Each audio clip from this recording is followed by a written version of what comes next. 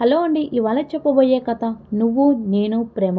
కావ్యకి ఈ విషయం ఎలా చెప్పాలో అర్థం కావడం లేదు. కావ్య, నేను 3 సంవత్సరాల నుండి ప్రేమించుకుంటున్నది నిజమే.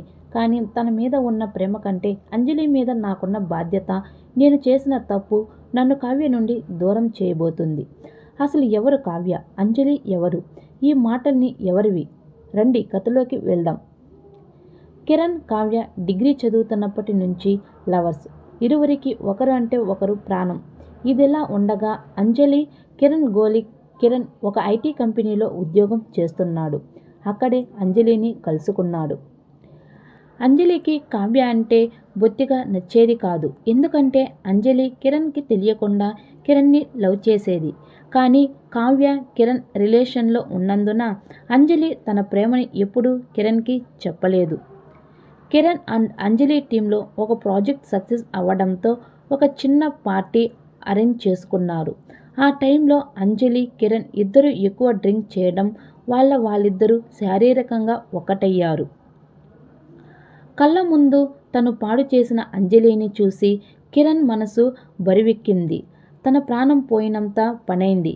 కావ్యని ప్రాణంలాగా భావించే కిరణ్ తనకి ఈ విషయం ఎలా చెప్పాలో అర్థం కాలేదు.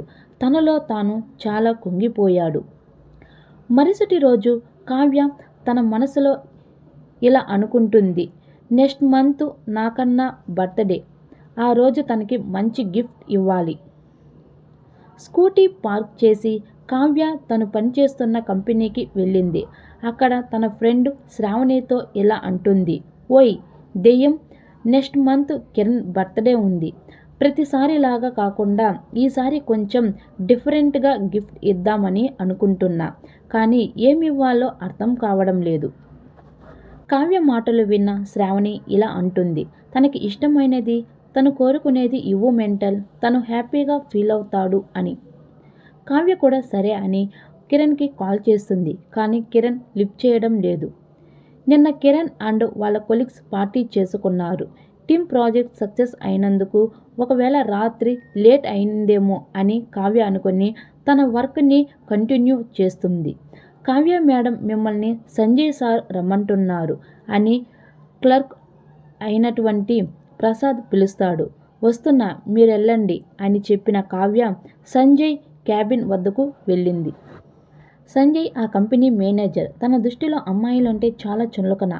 ఏ అమ్మాయినైనా తన డబ్బుతో పక్కలోకి రప్పించుకోగలను అని తనెప్పుడు పొగరుతో ఉండేవాడు. కావ్య కంపెనీలో చేరినప్పటి నుంచి కావ్యని తన వలలో పడేయడానికి ఎన్నో కుట్రలు చేశాడు. కానీ కావ్య తన చీప్ ట్రిక్స్కి ఏమాత్రం లొంగలేదు. సార్ పిలిచారంట అని కావ్య వాయిస్ వినగానే సంజయ్ కళ్ళల్లోకి కామం ఏర్పడింది. కావ్య పిక్ చుడిదార్ వేసుకొని కాళ్ళకి నల్లగా కాటుక పెట్టుకొని కాస్తంత మల్లెపూలు పెట్టుకుంది. ఇదంతా సంజయ్ని ఇంకా రెచ్చగొడుతున్నాయి. నీ అందాన్ని ఒకసారి ఆస్వాదిద్దాం అని అంటాడు సంజయ్. హలో సార్ అని కొంచెం కోపంగా అన్న కావ్యని చూసి సంజయ్ ఇలా మాట మార్చుతాడు. ఒకసారి ఎస్టర్డే రిపోర్ట్ చూద్దాం అని పిలిచాను. Go and get them. Sanjay వంకర బుద్ధి తెలిసిన కావ్యకి తనని ఎందుకు రమ్మన్నాడో అర్థమైంది. కానీ తనకంటే హై పొజిషన్లో ఉండటం వల్ల తనేం అనడానికి అవకాశం లేదు. కావ్య నాన్న ఒక తాగుబోతు. తన తల్లికి హార్ట్ ప్రాబ్లం ఉంది. కావ్య అక్కకి 2 సంవత్సరాల కిందట పెళ్లి చేశారు. కానీ ఇంకా కట్నం చెల్లించాల్సి ఉంది. ఇన్ని కష్టాలు కావ్య చుట్టూ ఉండటం వల్ల తనకి ఇష్టం లేకపోయినా ఆ కంపెనీలో పనిచేస్తుంది. కావ్యకి కిరణ్ జరిగిన సంఘటన గురించి ఎలా చెప్పనున్నాడు? కావ్యకి నిజం తెలిస్తే ఎలా రియాక్ట్ అవుతుంది? నెక్స్ట్ ఎపిసోడ్లో కలుసుకుందాం. థ్యాంక్ యూ అండి. రేపు మీ ముందుకు మరొక వీడియోతో అయితే వస్తాను. ఎవరైనా నా ఛానల్ని సబ్స్క్రైబ్ చేసుకోకుండా ఉంటే వెంటనే సబ్స్క్రైబ్ చేసుకోండి. పక్కనే ఉన్న బెల్ ఐకాన్ని క్లిక్ చేయడం మర్చిపోకండి. థ్యాంక్ యూ అండి. Bye bye.